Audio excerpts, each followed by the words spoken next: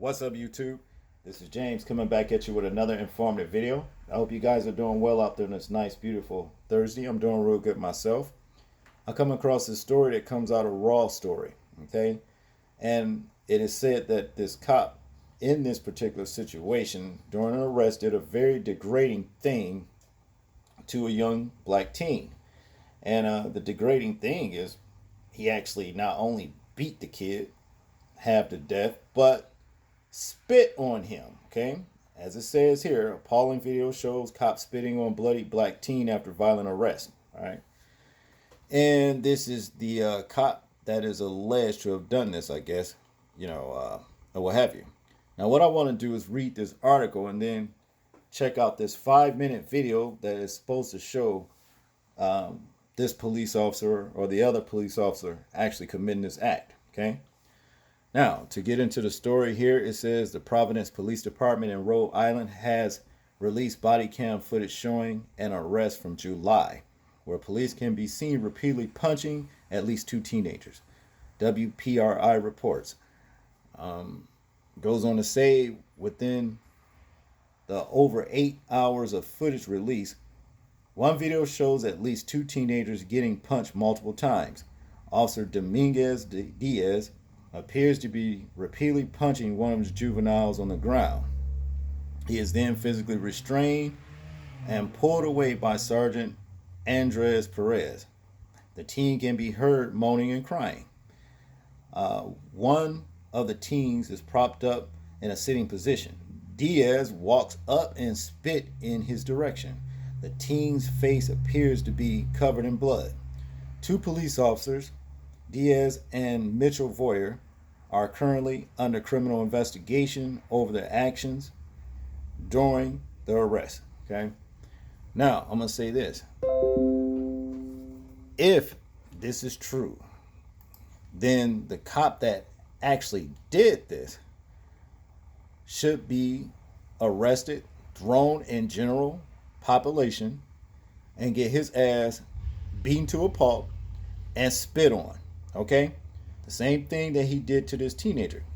Because why would you do something like this? See, this is where you let your racist ass inhibitions that you have within yourself interfere with doing your job. And this happens all over this country on, in every employment, sector of employment and being employed.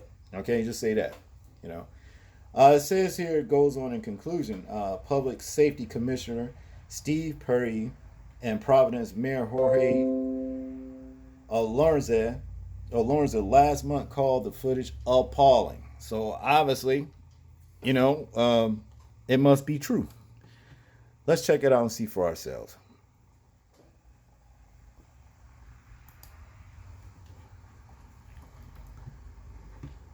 Tonight, we are now getting a detailed look at the violent arrests of 3 teenagers in Providence who led police on a chaotic chase through the city last month. I'm Kim Kalunian. And I'm Shannon Heggie. Providence police released more than 40 separate body camera videos of the incident.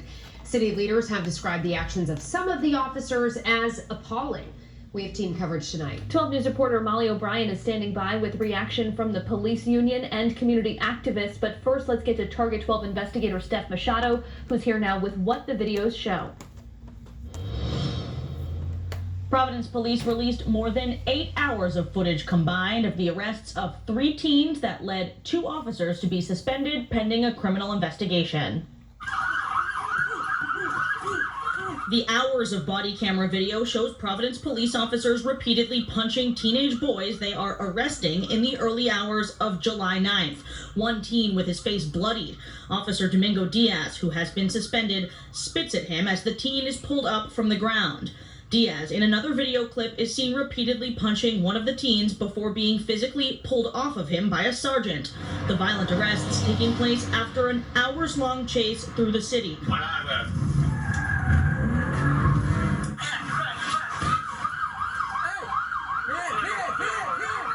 The 3 teenagers in a BMW convertible accused of driving erratically and pointing a BB gun rifle at civilians and police.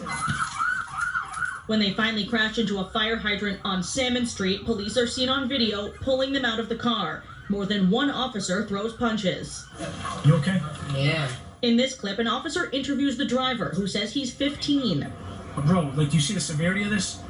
Like, you guys are going crazy, man. The whole state was after you guys. Cause that's why I kept telling them, stop, put that out the window, and they don't listen. They don't listen. They don't listen. You just should have pulled over, bro. You were the driver, man.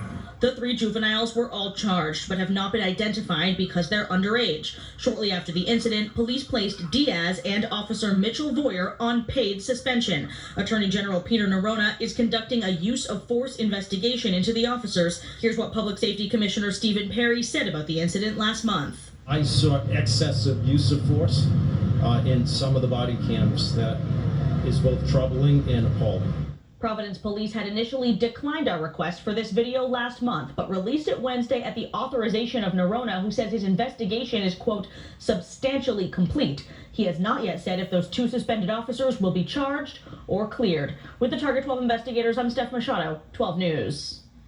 Steph, thank you. And community leaders are speaking up about the violent action seen in those videos. 12 News reporter Molly O'Brien spoke with activists, advocates, and the police union president and joins us now live in studio with their reaction. It's new tonight. Molly?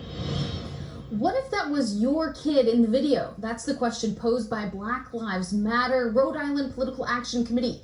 Leaders are hopeful those involved will be held accountable. Disturbing, difficult, and frustrating to watch. That's how Harrison Tuttle with Black Lives Matter Rhode Island PAC describes this video released by Providence Police. The body camera video shows actions yet again by a police department that, is flat out attacking our youth. 12 News obtained more than 8 hours of video from police Wednesday. Body camera video shows at least 2 teenagers getting punched multiple times by officers. Another shows officers spitting toward a teen suspect. Truly is appalling. I mean, I don't think that any of us can look at that video and see that a child is lifeless on the ground and being spit on and feel like that is protecting people.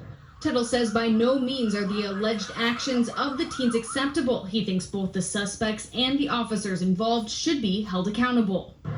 These are trained professionals that are, given the trust by taxpayers in our state to be able to handle those situations in which kids don't get spit on. As the investigation is ongoing, Providence Police Union President Michael Amundi says they will not directly comment on the actions of the officers. But in a statement to 12 News, he did say, quote, the investigation surrounding this incident should be full and complete before judgment is passed on any of the actions taken to facilitate the arrest of these subjects. When making an arrest, especially in a highly volatile incident with violent subjects who intend to resist arrest, it never looks good, quote, on camera, and people will be quick to judge. Tuttle says they are in the early stages of organizing a protest that will likely take place after 4 p.m. on Friday at the Providence Public Safety Complex. Reporting live in studio, I'm Molly O'Brien, 12 News. Well, he did spit at the teen, okay? Which was his intent. I don't think that he actually made contact with the spit, but he spit awfully close to the teen. And his intent was still like, you fucking piece of shit. That's what he was expressing to that kid, okay? It was the intent that he had, all right? Now, of course, what those kids did was wrong. They not only put their lives, in jeopardy, but they put other people's lives in jeopardy in that car driving like that. They shouldn't have been doing that, okay? But also, at the same time, those cops had no business beating those kids the way they beat them. All right. All they had to do, take them into custody, put them in the back seat like the one cop did, give them a little speech and tell them you shouldn't have been doing that and you should have pulled over or whatever. That was all right. But these 2 punk asses who beat, act like, oh man, like he act like the kid did something to his mother or something. That shit was inexcusable right there. And his bitch ass need to be stripped of the badge, you understand, brung up on charges, thrown in general population, and see how fucking tough he be there. See? It's easy to be tough when you're in a group. It's easy. It's easy. All right. We see this shit in regular gang members. And then, when you find, catch one on by himself, you know how it goes. You know what I'm saying? This is the same situation right here. Cops like this. Disgusting. All right. They give policing a bad name. All right. Get this piece of shit or these piece of shits off of the police force before somebody gets killed. Make sure he can never be hired by another police department anywhere else in this country. And then see where they mess up too. Before I go, I'm going to say this. Where they mess up too is when you see them on camera committing a crime themselves. Criminal investigation, right? Why the hell would you suspend them and put them on paid leave? Other words, paid vacation, basically. That's a reward right there, okay? Yeah, get rid of this piece of shit. We don't need cops like this on the police force, and it's a damn shame it's too many of them as it is, all right? Y'all tell me what y'all think about this particular story right here. I'm interested in hearing your thoughts, views, and opinions on it. Like, comment, share, and subscribe. People, please remember to live your life as though we are being watched. Simply because we are. This is James, and I'm out. Peace.